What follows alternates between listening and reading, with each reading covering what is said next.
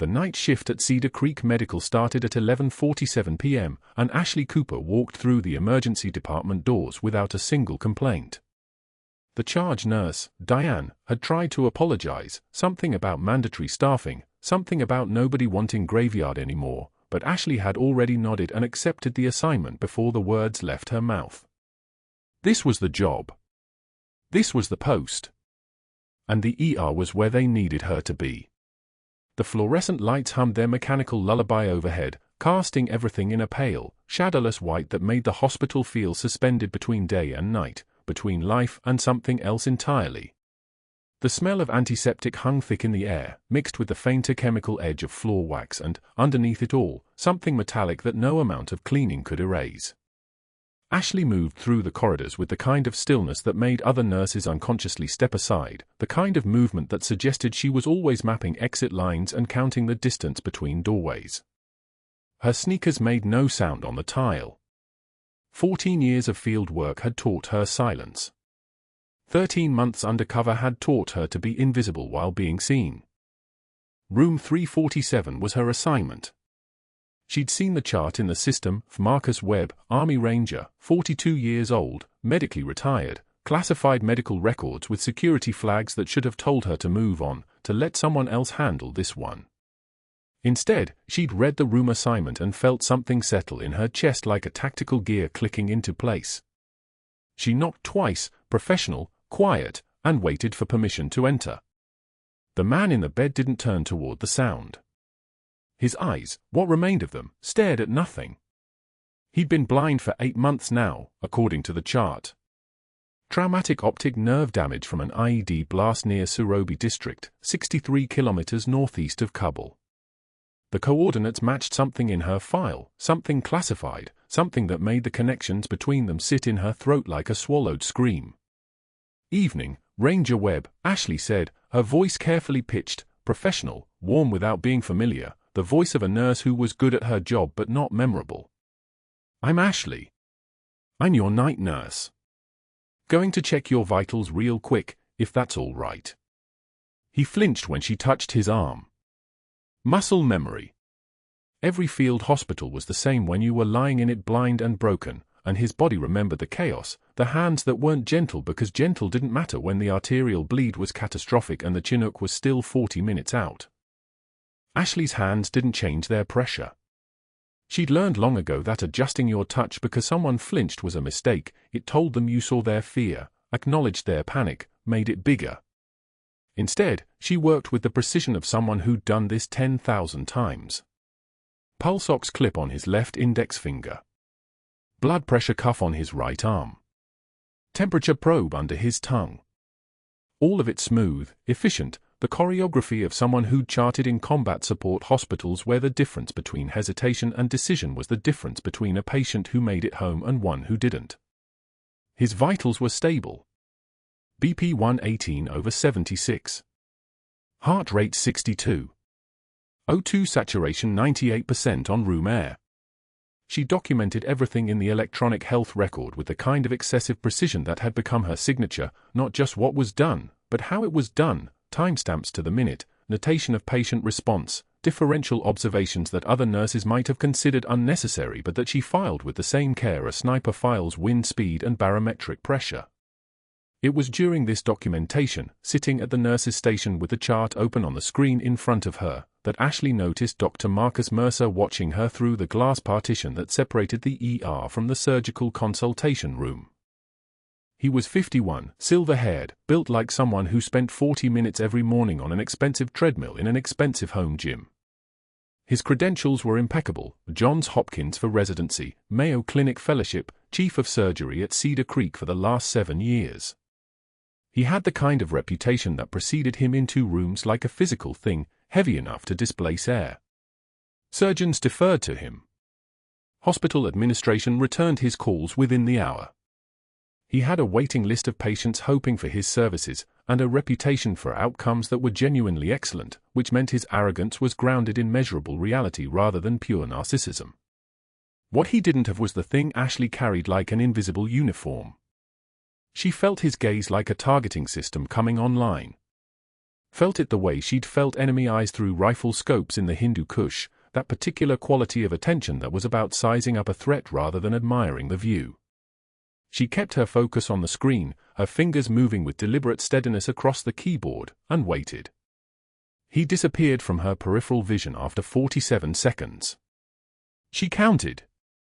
33 years of habit. The night proceeded with the standard rhythm of ER work at a hospital that served a city of 470,000 people with a military population of nearly 100,000 active duty at nearby bases. Traumas came in waves: a 3-car collision on the interstate, a gunshot wound to the abdomen, a 78-year-old woman who'd fallen down the basement stairs and fractured her hip in 2 places. Ashley moved through each crisis with the particular calm that made residents watch her, unconsciously deferring to her directions during codes even though she was just a nurse, even though her title gave her no authority. Around 3 a.m., during a lull, she returned to room 347 to check on Marcus Webb again. His vitals remained stable. His breathing was regular. But his hands were moving, tracing the edges of his bed rails with the systematic precision of someone mapping territory in darkness that was no longer temporary. She adjusted his fur line where it ran from the port in his arm to the solution hanging above his head. Standard saline, nothing complicated. Just hydration and basic maintenance while whatever the classified record said stayed classified. That was when she noticed it, the tattoo on his left forearm. Block letters.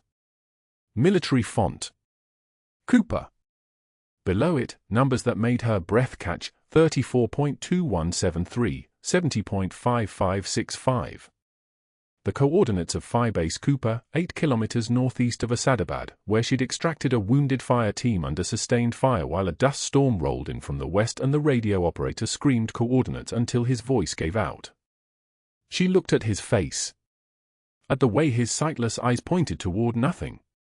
At the way his body had learned to exist in a darkness he would carry for the rest of his life. And she said nothing. She said nothing because saying something would blow 6 months of infiltration work. She said nothing because the mission parameters were explicit: maintain cover until the objective was achieved. She said nothing because her job wasn't to be remembered. Her job was to be useful. Her face revealed nothing, not the recognition, not the weight of those coordinates tattooed on his skin, not the knowledge that this man had carried her name into a place that had tried to kill them both and had almost succeeded. She finished checking his for, made another notation in the chart with excessive precision, and left the room the way she'd entered it, professionally, quietly, like someone who was competent but not remarkable. When she returned to the nurse's station, Dr. Mercer was there. He stood by the medication dispensary, arms crossed, watching the door to room 347 with an expression that could have been professional curiosity but that Ashley recognized as something else entirely. He didn't look at her. Didn't acknowledge her presence. But the air in that corner of the ER seemed to shift, to compress, the way it did in seconds before someone made a bad decision. "The Ranger in 347, he said. His voice was the texture of authority, not loud, just absolutely certain of the right to speak without asking permission first. "Classified records." "Extensive," Ashley said. She kept her voice level, professional, the voice of a nurse answering a doctor's question during rounds. "I haven't reviewed the full file. Flagged for restricted access." "Interesting." He turned to face her then, his eyes moving across her face with the intensity of someone trying to identify a threat. "You're new." 3 weeks, Ashley said. It was true. She'd been planted at Cedar Creek Medical for 3 weeks before the real assignment had arrived. 3 weeks of the graveyard shift, of accepting work nobody else wanted, of building the kind of invisibility that kept covers intact. "You volunteer for night shift assignments," Mercer said. It wasn't a question. "I don't mind nights," Ashley said. Something flickered in his expression, not quite anger, not quite frustration, but the beginning of something that would grow into both. He'd spent a decade and a half at Cedar Creek Medical building an infrastructure where he was the primary reference point, the first call, the person around whom decisions orbited. He'd cultivated relationships with residents, with anesthesiologists, with the nursing leadership. He had the kind of institutional power that came from being simultaneously useful and indispensable. And he had just noticed someone in his hospital who had deflected his attention without acknowledging his question, who had answered with the kind of minimal compliance that suggested she was here for reasons that had nothing to do with his professional opinion. "The Ranger," Mercer said. His voice was different now, still calm, but with an edge underneath that suggested he was already running calculations. "What's his prognosis?" "Medical opinion." Ashley was quiet for a moment. She knew exactly what Mercer was doing. She knew because she'd done it herself 100 times, the casual question that wasn't casual, the assessment disguised as professional curiosity, the setup for the next move. "Depends on what's actually wrong with him," Ashley said finally. "The chart is incomplete." Mercer smiled. It was a smile that didn't reach his eyes. "Well," he said, "I suppose we'll have to fix that." He walked away before she could respond, his pace unhurried, his bearing absolute. Ashley watched him disappear into the physician's lounge, where she knew, because she'd been trained to know these things, he would be making calls. Checking on the classified records. Trying to understand what the classified records meant. Trying to figure out why a patient with a sealed file and a blind ranger's refusal to speak had arrived in his hospital. She returned to her charting. She documented the rest of the night with the same excessive precision she'd used before, vital sign checks at 47-minute intervals, notation of patient positioning, observation of behavioral patterns, all of it filed and time-stamped and sealed behind the kind of attention to detail that made electronic medical records into something like military intelligence reports. Around 5:30 a.m., as the eastern sky was beginning to lighten and the night shift was winding down toward the day shift changeover, Ashley noticed Mercer watching her again from the same glass partition. This time he didn't look away. He stood there for exactly 92 seconds, and then he smiled. It was a smile that suggested he'd decided something. That suggested the game had parameters now. That suggested he'd recognized her as something worth his attention, something worth his effort, something worth destroying if the opportunity presented itself. She returned to her charting and didn't look up again until he was gone. The conference room at Cedar Creek Medical filled with residents by 7:22 a.m., 20 of them, maybe 22, arranged in 3 careful rows like soldiers in formation. Ashley stood at the back, her badge clipped to navy scrubs, shoulders relaxed against the institutional beige wall. Dr. Mercer entered with a leather portfolio and a smile that didn't reach his eyes. He moved to the front with the precision of someone who had performed this particular ritual before, someone who understood that humiliation required an audience and a script. "Grand rounds," he announced, opening his portfolio. His voice carried the careful modulation of a performer warming up. "Today we're discussing charting practices. Documentation is the foundation of clinical credibility. It separates professionals from amateurs." He moved to the projector controls. The screen illuminated with a patient chart, Ashley's handwriting enlarged to billboard size. Room 312. Post-op thoracic. Her notes from 3 days ago, now dissected like a frog on a biology table. "Notice the language here," Mercer said, laser pointer circling a phrase, "patient remains stable. Vitals within acceptable range." His voice took on a theatrical edge.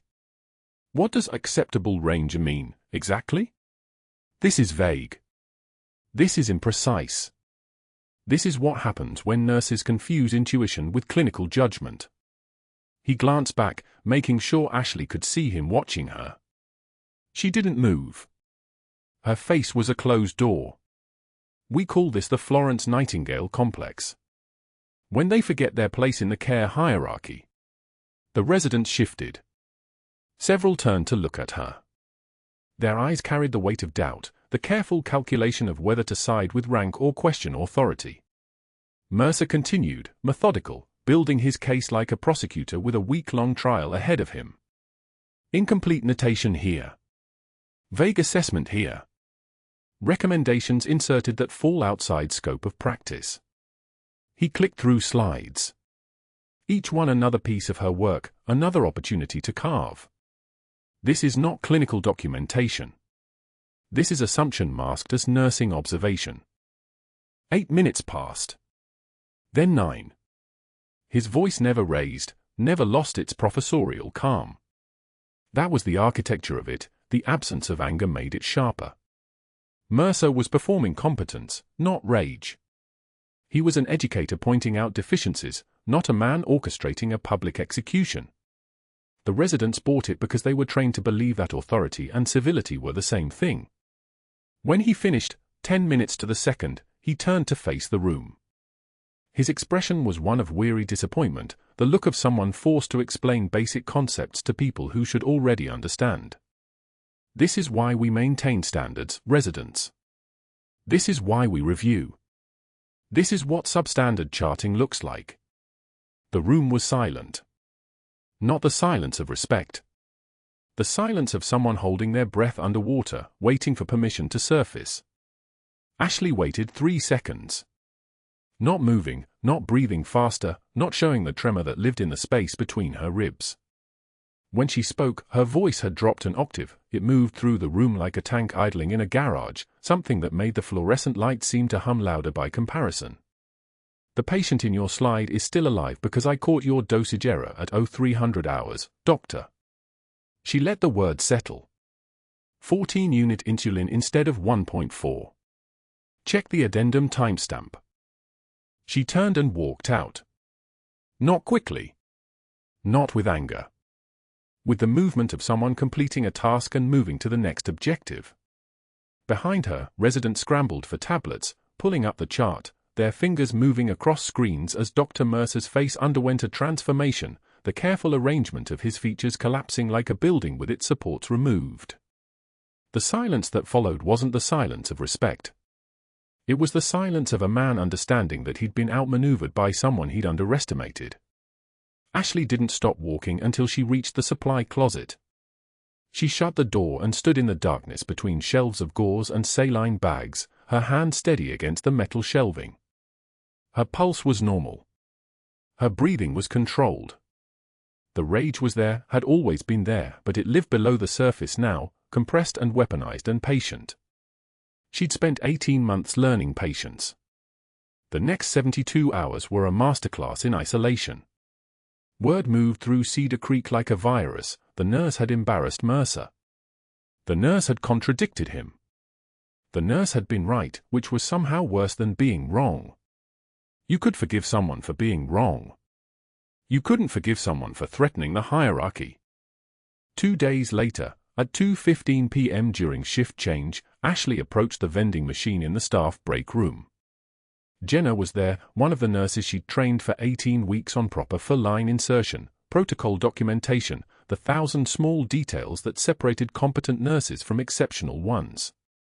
Rodriguez was next to her, their shoulders angled close together. When they saw Ashley, they turned. Not subtly. The movement was deliberate, Jenna's body rotating like a door on hinges. Rodriguez's eyes suddenly focused on her phone as if something extraordinarily important had emerged on her screen in the 3 seconds since Ashley had entered the room. Ashley selected her protein bar from the machine. The mechanical whir of the spiral release, the gentle drop into the collection bin. Small sounds. Ordinary sounds. She collected her purchase and stood there for a moment, reading the nutrition label that she'd already read 1,000 times. Hey, Rodriguez, did you get the update on the antibiotic protocols? Jenna asked her colleague, speaking with the careful loudness of someone performing friendship for an audience that had temporarily left the room. Rodriguez responded about second-line resistance markers in Pseudomonas cases, information that was interesting, current, and utterly designed to be a conversation from which Ashley was excluded. They didn't glance at her. They didn't acknowledge the space she occupied. They simply turned their backs and spoke only to each other, a physical manifestation of a decision that had been made for them in a physician's lounge. Through the glass wall of the lounge itself, Dr. Mercer stood with his phone to his ear. He looked directly at Ashley while maintaining his conversation, his expression one of mild interest, as if he were watching the outcome of an experiment he'd initiated. He held her gaze for 3 seconds, then returned his attention to his call. The message was clear, he had orchestrated this. He was orchestrating it now. He would continue to orchestrate it until there was nothing left to orchestrate. Ashley placed her protein bar in her scrub pocket and walked back to the ER. That was the moment the real nightmare began. Not with public humiliation, which she'd survived. Not with social isolation, which she'd survived. But with the realization that Dr. Mercer had decided to make her disappearance systematic, documented, and absolute. 1 week later, the mass casualty drill was announced. Hazmat incident simulated, 30 patients incoming, all hands required for triage and stabilization. The ER erupted into controlled chaos, an orchestrated emergency designed to test the hospital's response systems. Residents scrambled. Attending physicians claimed positions. Nurses reviewed protocols and checked equipment. Dr. Mercer pulled Ashley aside at 1,100 hours, 10 minutes before the drill was scheduled to begin. His voice was pleasant, conversational, the voice of someone discussing the weather or weekend plans. "Cooper, I need someone detail-oriented for this exercise. Inventory coordination. We'll need to track supply consumption in real time." He smiled. "You'll sit this one out. Let the real clinicians handle the trauma." It wasn't a request. It was a command delivered as a favor, a way to suggest that she should be grateful for the position. Ashley nodded once, a motion of acknowledgement, not agreement, and walked to the supply room.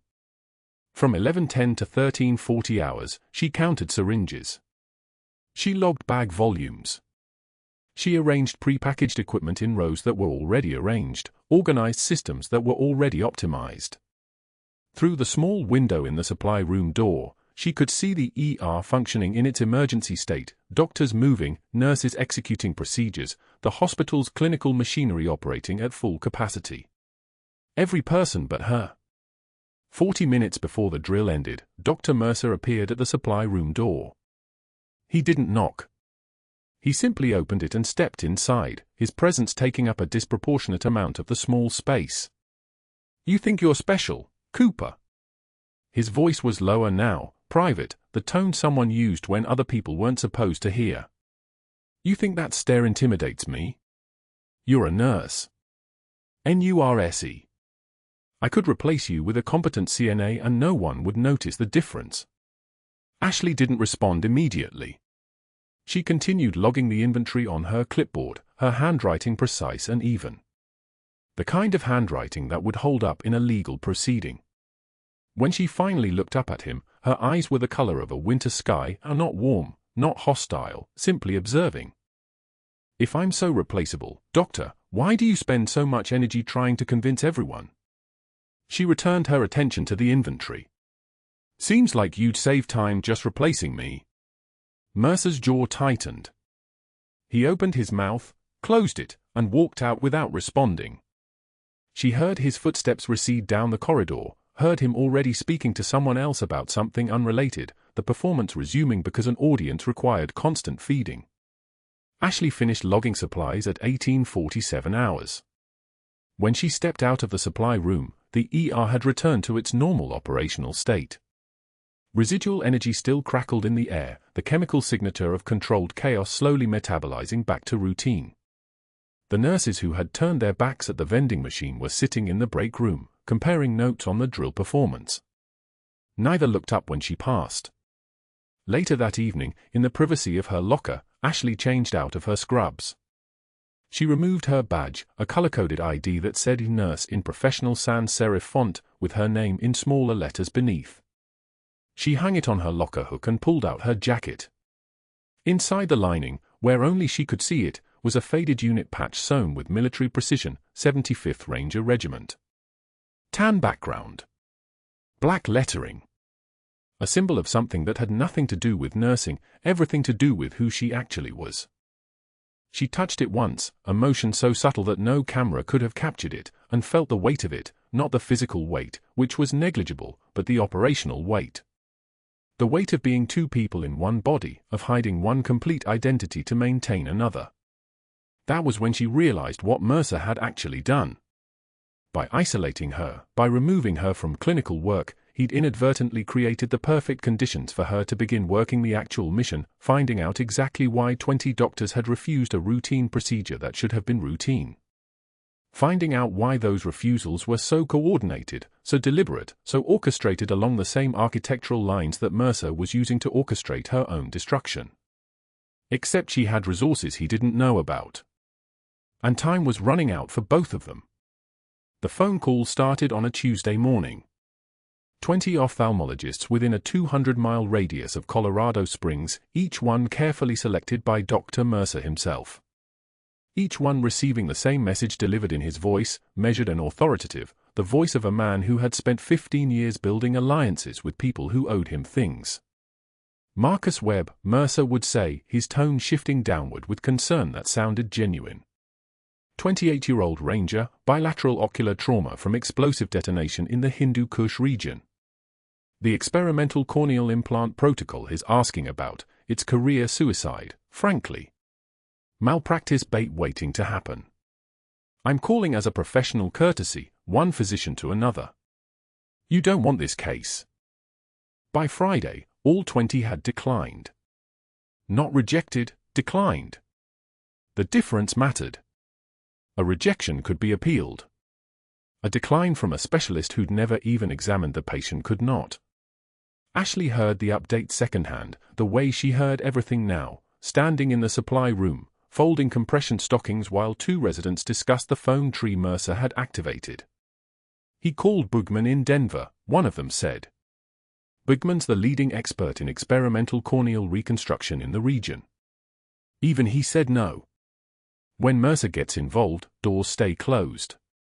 The fluorescent lights above the shelving unit buzzed with the sound of inevitability.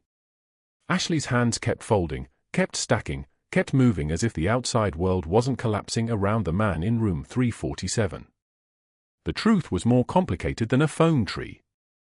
Mercer wasn't just discouraging doctors, he was actively weaponizing Marcus's classified status against him. The Ranger's file was flagged with security protocols that prevented most civilian ophthalmologists from accessing his full medical history. They could see the basics: trauma, vision loss, rehabilitation potential. What they couldn't see were the intelligence compartments, the operational details, the reason why a blind soldier was being treated at Cedar Creek Medical instead of Walter Reed. Those sealed sections made the case look incomplete. Unverifiable. Risky. Exactly the way Mercer wanted it. Ashley had pulled the classified flags herself during a late shift, moving through the electronic health record system with the kind of access that came from having a DoD security clearance that most nurses didn't possess.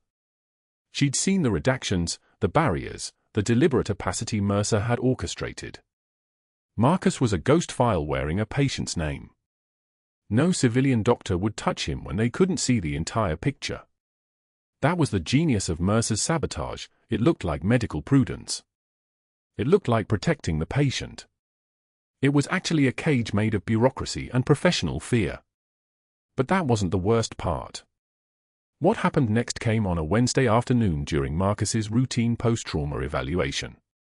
Ashley was monitoring his vitals in the exam room, watching the screens that measured the biological data of a man whose eyes would never see again unless something changed. Mercer had prescribed an interaction, nothing obvious, nothing that would look deliberate. A cardiac medication with a documented interaction profile that shouldn't have been combined with Marcus's current pain regimen. One of those subtle choices that looked like an oversight, a prescribing error, something that could happen to anyone in a busy hospital. Except it wasn't an oversight.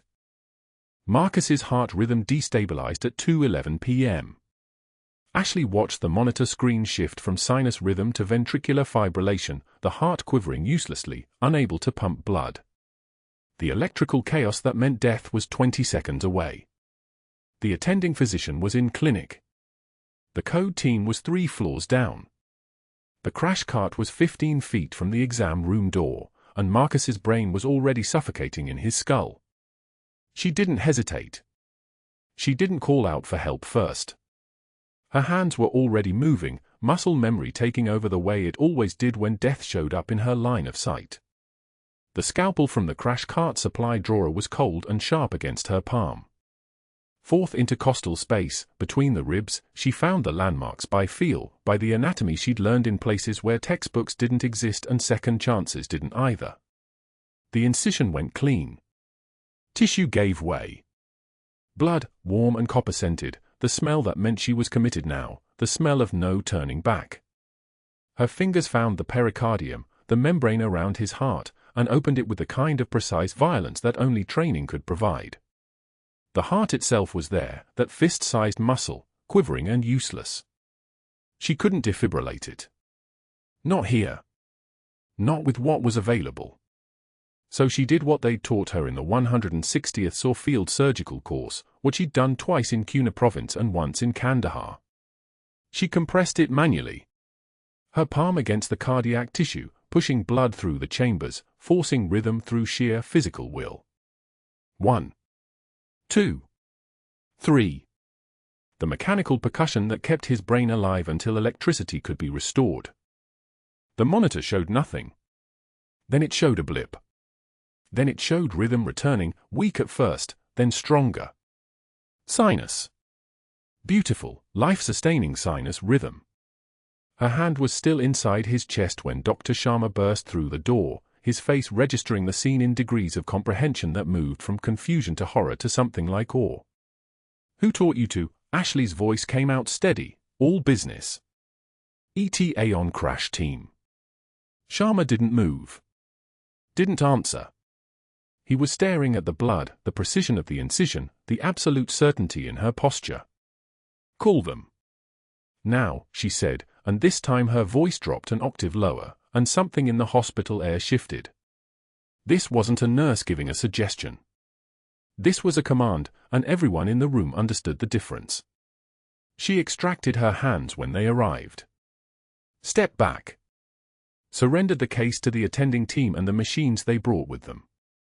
The monitors, the ventilators, the 4 lines that represented the official version of emergency medicine. She'd already done the part that machines couldn't do. The part that only came from having watched people die and decided she wouldn't accept it.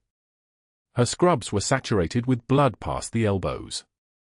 Her hands were shaking, not from fear, from the adrenaline dump that came after surviving something. The trembling wasn't fear. It was restraint. It was the effort of not screaming. It was everything held so tightly inside that her muscles couldn't help but vibrate with the pressure of it. Mercer arrived 5 minutes later, his presence announced by the sharp click of his dress shoes on the tile floor before his body filled the doorway. "What happened here?" His voice was controlled, curious, the way a predator sounds when it's found unexpected prey. Sharma, still shaken, explained what had happened. The code. The sudden arrest. The field thoracotomy that shouldn't have been possible from a hospital nurse. Mercer's expression didn't change. He listened with the same careful attention he might give a phone call from a rival, calculating angles and consequences. When Sharma finished, Mercer nodded once. She performed an unauthorized procedure without direct supervision. That violates every protocol in this hospital's scope of practice guidelines. That's grounds for immediate termination. The phone call started again. Different numbers this time. Mercer called board member Harrison at home, called board member Chen during her afternoon, left a message for board member Rodriguez that made it clear he had information about a compliance violation that required immediate administrative action. He contacted Arlington before Ashley even left the hospital floor. He brought in Patricia Voss, an external compliance investigator with a reputation for thoroughness that bordered on surgical. Voss was the kind of person who asked questions in the cafeteria, who interviewed nurses with a clipboard and a smile, who documented everything for a file that could be used later. "Have you observed Nurse Cooper exceeding her scope of practice? Has she ever claimed military experience? Any indicators that her credentials might be inflated or misrepresented?" The walls closed in with the speed of a trap snapping shut. By evening, the hospital had suspended Ashley pending investigation. The official letter cited unauthorized medical procedure and scope of practice violation. It didn't mention that she'd saved a life. It didn't mention that the alternative was watching a patient die while waiting for a physician who couldn't get to the room in time. It just said, suspended. Pending. Investigation. 3 words that meant her access to room 347 was revoked, her badge would be deactivated, her presence in Cedar Creek Medical was now officially a liability instead of an asset. The encrypted message arrived on her phone at 6:43 p.m. Extraction only if cover is burned. Mission continues until objective achieved. Translation, they knew. Her handler at Defense Intelligence knew the hospital had activated a compliance investigation. They knew Mercer had escalated from humiliation to sabotage to something that looked like official accountability. And they were saying she was on her own. Stay embedded. Keep the cover intact. Don't get extracted unless it's absolutely necessary. Because Marcus Webb's medical status was secondary to whatever intelligence asset required her presence at Cedar Creek. Because some missions mattered more than individual lives. Because that was how the game worked. She returned her badge to security at 7:15 p.m., escorted by 2 people in hospital uniforms who weren't unkind but who also weren't apologetic. Mercer watched from the nurse's station with an expression of satisfaction that he didn't even try to hide. His eyes followed her down the corridor with the look of a man who had successfully eliminated a threat. He'd built the trap perfectly. A patient she was too close to. A procedure she was too skilled at. A secret she couldn't afford to let anyone discover while the investigation was still active. She was isolated now. Suspended. Cut off from the one person she'd been sent to protect. The monitor flatlined at 0247. Marcus Webb's body seized once, twice, then nothing. The ventilator wheezed its mechanical rhythm, indifferent to the fact that the heart it was supposed to oxygenate had simply stopped beating. Room 347 was empty except for Ashley and the man in the bed, no residents, no attending, no code team camped outside the door waiting for their shift to end. Ventricular fibrillation. The screen showed the chaotic electrical storm of a heart eating itself from the inside. Ashley moved before her conscious mind caught up. She was already reaching for the crash cart, muscle memory older than her nursing license, older than her cover, older than anything Mercer could burn away. Her hands didn't tremble. They never did. The scalpel came free from the sterilized tray, not surgical steel from an OR, but the same blade she'd carried through the Hindu Kush, the same one that had opened chests under moonlight when there was no hospital, no team, no choice except death or a woman willing to cut. She lifted Marcus's hospital gown. For ribs. She knew the anatomy like her own skeleton. 4th intercostal space, left anterior axillary line. The skin was pale, unmarked, nothing like the scarred topography of men who'd already survived once. The scalpel bit through tissue like a whisper. Blood well dark and immediate. She didn't look away. Pain was information. Blood was data. Everything else was luxury. The thoracotomy opened in layers. Skin. Fascia. Muscle separating with a wet sound of tissue giving way. Her left hand held the incision open while her right reached inside, finding the heart, still fibrillating, still failing, still the only thing that mattered in the entire hospital. It was warm and slick and totally foreign to any textbook because textbooks were written by people who weren't holding a human heart in their hands while the clock counted down to permanent brain death. She massaged it. Gentle, then harder. Compression in a rhythm her body remembered from a combat aid station in Cuna province where a Marine with his spleen outside his body had asked her to keep him alive long enough to see his daughter. The heart responded. Not with a beat yet, but with something, a contraction, a flicker of electrical function returning. The defibrillator pads were already on his chest. She resumed compressions one-handed while her right shoulder reached for the pad release. The machine's charge time felt like a century compressed into 4 seconds. The heart jerked under the electricity. And then. Sinus rhythm. The monitor beeped once. Twice. A third time. The waveform climbed back from the grave in perfect, regular spikes. O2 sat at 67, rising. 72, 78. Heart rate 94 and climbing back toward living. Blood pressure returned like a ghost remembering it had a body. Ashley kept her hand inside his chest cavity, feeling the heartbeat against her palm, confirming it was real, confirming she hadn't hallucinated the entire resurrection.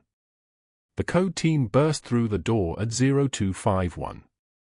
For minutes she'd been alone with a dead man and a scalpel.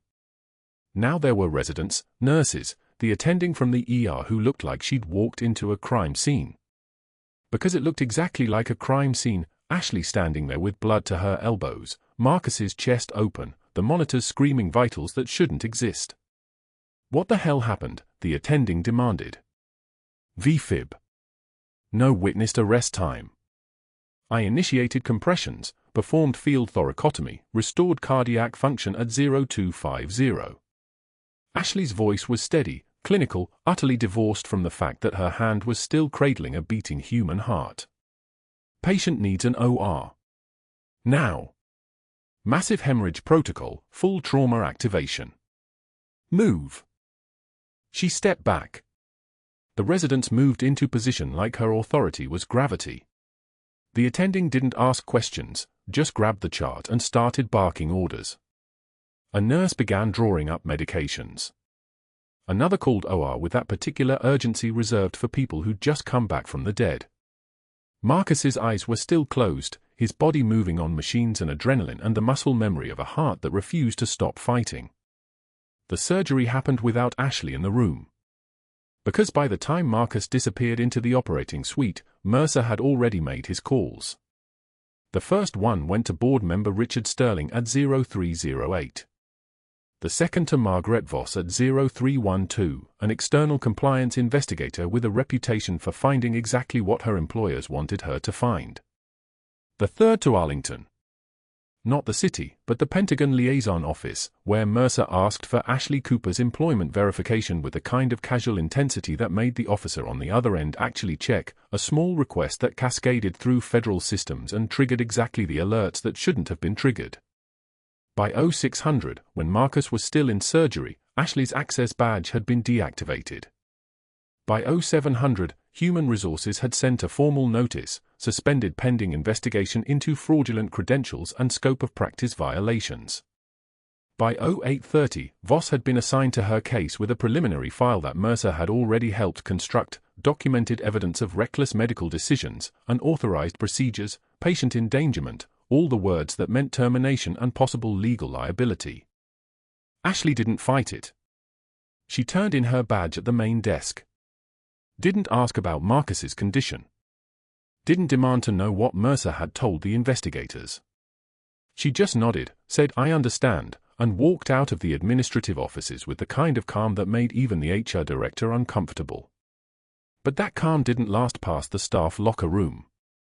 She sat on the wooden bench in front of her locker, 0917, day shift starting, the locker room empty because everyone was already on the floor or in OR. Her scrubs were folded inside, the same scrub she'd worn for 6 months, the same uniform that had been her cover and her penance and her only real identity in this hospital.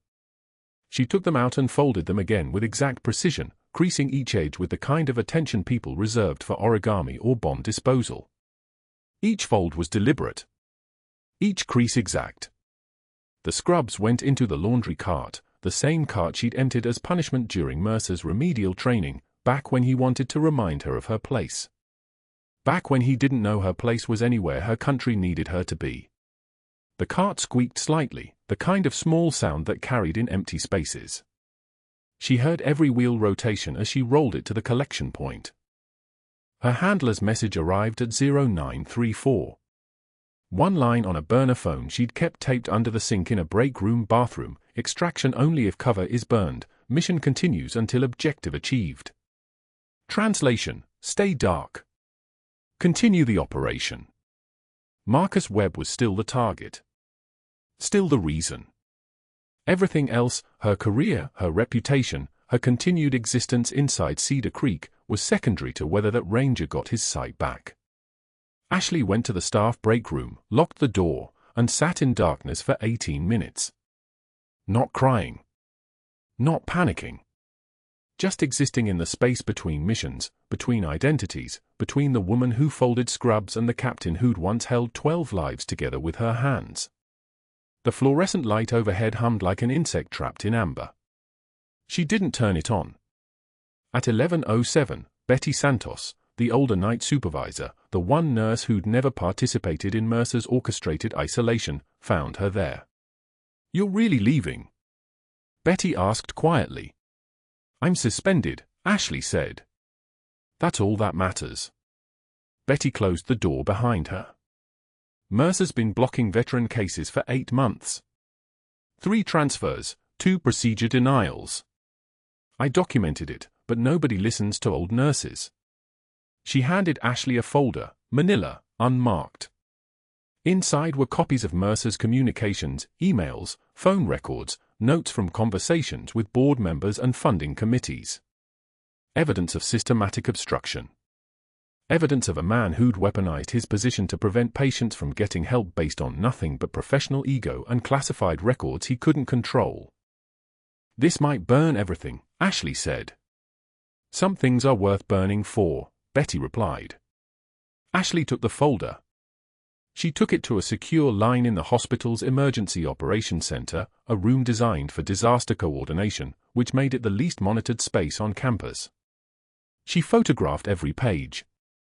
She sent them to her handler with a single message, "Cover broken. Mission compromise acceptable. Execute." Then she walked back to room 347. Marcus was still there. Post-op, stable, sedated, but alive because of her. His forearm lay across the blanket, and even though his eyes couldn't see, his fingers traced the letters tattooed there like they were a map. Cooper. Block letters beneath coordinates that meant Hindu Kush, meant 2,847 meters elevation, meant the place where they'd both died and came back different. She sat beside him. "Marcus." His eyes moved beneath closed lids. "Who's there?" "Ashley. The night nurse." His hand went rigid on the blanket. When he finally spoke, his voice was barely audible. "You move like her. You sound like someone I knew. Someone who died in the mountains." Someone, he stopped, unwilling to complete the thought. Ashley waited 3 seconds. The kind of silence that held entire wars. "I'm going to tell you who I am," she said quietly. "And then I'm going to tell you why I was here. And then we're going to get you what you need, even if every door in this hospital has to come down to do it." She told him everything. The Pentagon called at 11:47 a.m. on the 24th hour. Not through the main line. Not through administration. The call came directly to the Chief Medical Officer's office, routed through a secure protocol that made the hospital's IT director pale when he traced it. On the other end, a woman's voice, clipped and precise, identifying herself as Deputy Director Sarah Chen from the Defense Personnel Counterintelligence and Security Agency. She spoke for sentences. Then everything changed. The routine background refresh triggered it. Cedar Creek Medical's HR system, running its standard security protocol, cross-referenced nursing licenses against federal databases, a procedure done monthly without incident. But this time, the system flagged something. A match. Perfect match. Ashley Cooper's nursing credentials aligned with a sealed personnel file in the classified archives. Captain Ashley Cooper. Silver Star recipient.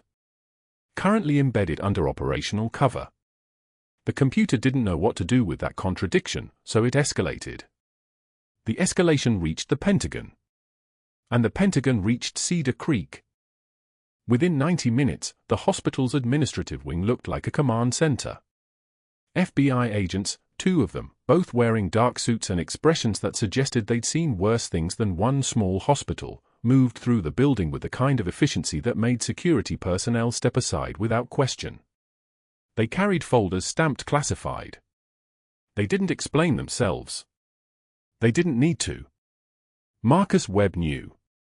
When Ashley returned to room 347 to say goodbye, believing the mission was over, believing she'd failed, believing extraction was her only option, he whispered it. Not her name. Her call sign. The one no one in the hospital knew. Angel 6. His blind eyes turned toward her voice, and tears traced his weathered face.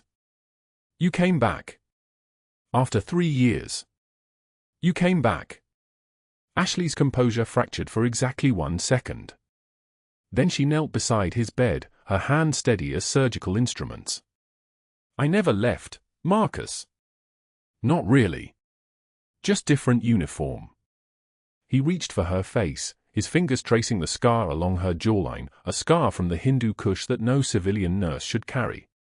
I knew it was you. I knew the moment you moved. Nobody else moves like that. The room went so quiet you could hear the heart monitor counting the seconds of her restored identity. A Marine colonel from Northcom arrived at 2 p.m. Not for Ashley's extraction. For her recognition. He stood in the hallway outside room 347, and he read her citation aloud while staff gathered like witnesses to something sacred. His voice carried the weight of command and absolute authority. For conspicuous gallantry in the Hindu Kush, Captain Ashley Cooper extracted 12 wounded soldiers under sustained fire, returning twice for casualties despite shrapnel wounds to her left leg and right shoulder, maintaining tactical coherence while 3 medical personnel fell around her, refusing evacuation until all personnel were secured. He paused. Every resident from Mercer's Grand Rounds was present.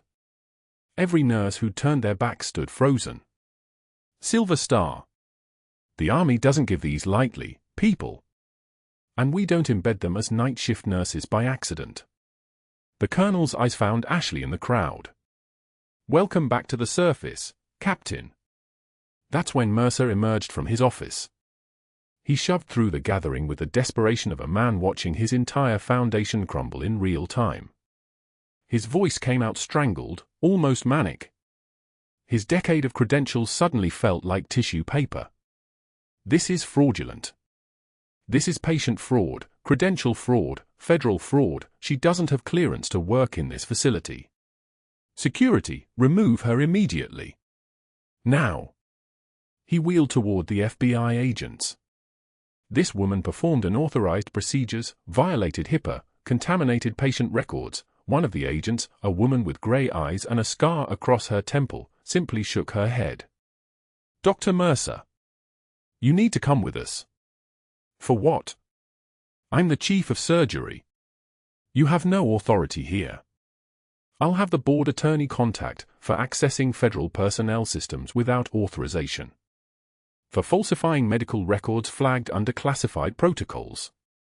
For deliberate obstruction of care for a service member whose file is sealed under national security orders. The agent's partner produced handcuffs. It wasn't a request. It was a command. Mercer's face went the color of medical waste. No. No, this is, you don't understand. She lied to me. She infiltrated this hospital. She's a security threat. The colonel stepped closer, his presence filling the hallway like a pressure change. She's a war hero.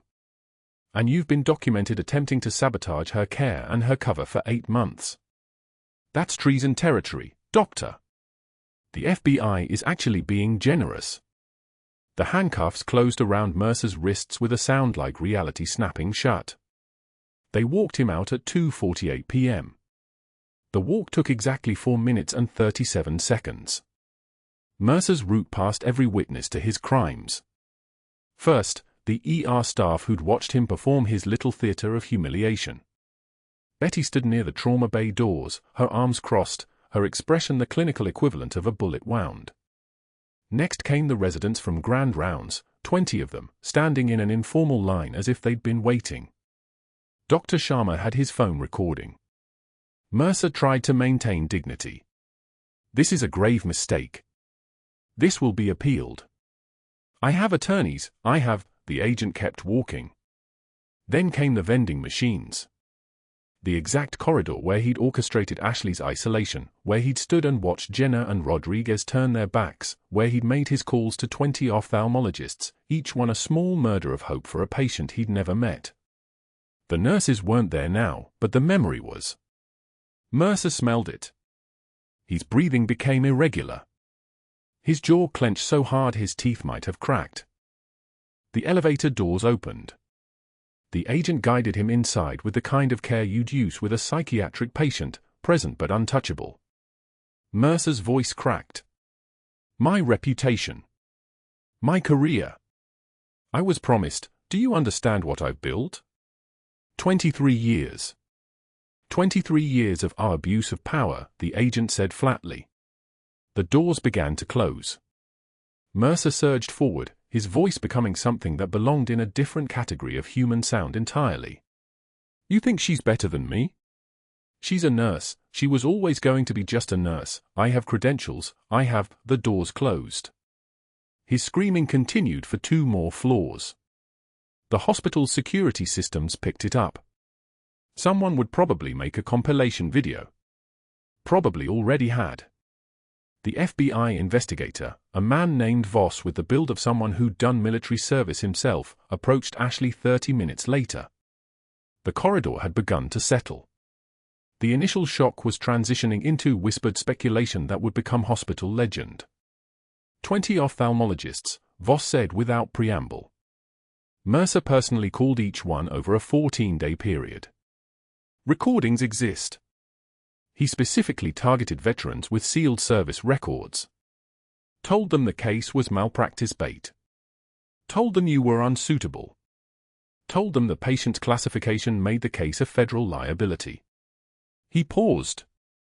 There are 11 documented cases like Marcus Webb's over 8 months. 11 patients Mercer deliberately isolated from care. Ashley's composure held. But something shifted behind her eyes. Will Marcus get his surgery? Voss made a call. He listened. He nodded. Tomorrow. Specialist flying in from Walter Reed. Dr. Patricia Huang. Top corneal implant surgeon in the military medical system. She's already reviewed the case. He ended the call. Captain, the military doesn't forget its own.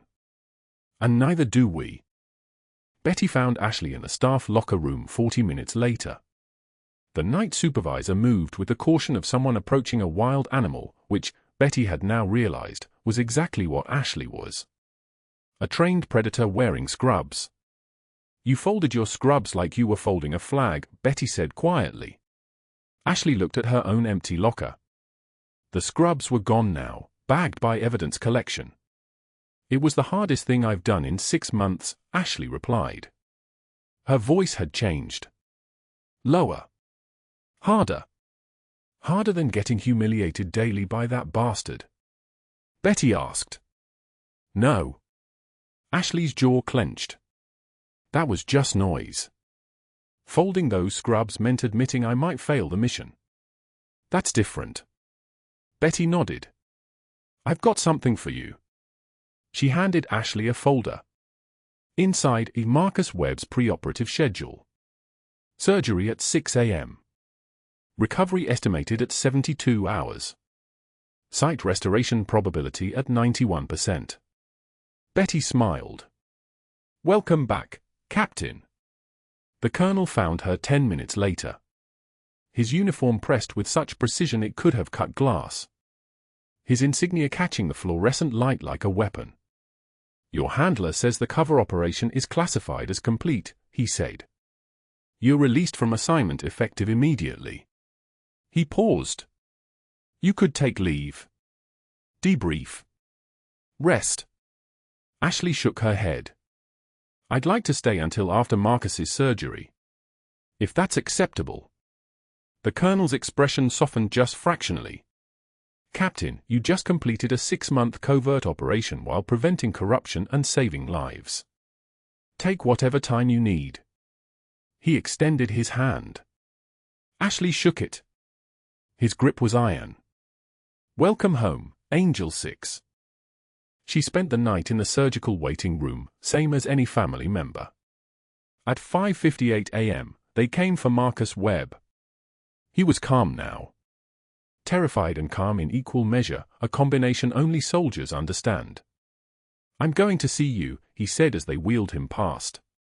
For the first time in 3 years. Ashley walked alongside the stretcher. You're going to see better than that. You're going to see who really saved you. The surgical doors opened. Dr. Huang was already gowned, already in position. Surgical lights cast everything in white. The monitors hummed their readiness. The next 6 hours would determine if an Army Ranger could reclaim the thing that had been stolen from him in the Hindu Kush. Ashley didn't leave the waiting room. She sat in a plastic chair that had held 1,000 people's worst hours, and she held the folded unit patch, blood-stained, faded, the 75th Ranger insignia pressed against her palm like a promise. The fluorescent lights above hummed their mechanical drone. Rain began against the windows outside. And in room 347, Marcus Webb went to sleep under anesthesia, waiting for the moment he could finally see the face that matched the call sign burned into his memory. If you're watching this and you've experienced injustice at work, if you've been underestimated or attacked by someone with power, hit that subscribe button. We're telling these stories because they matter. Your story matters. Comment below, what would you have done in Captain Cooper's position? Would you have stayed for the mission, or would you have already been gone? Like this video. Share it with someone who needs to know that the quiet person in the room might just be the one holding it all together.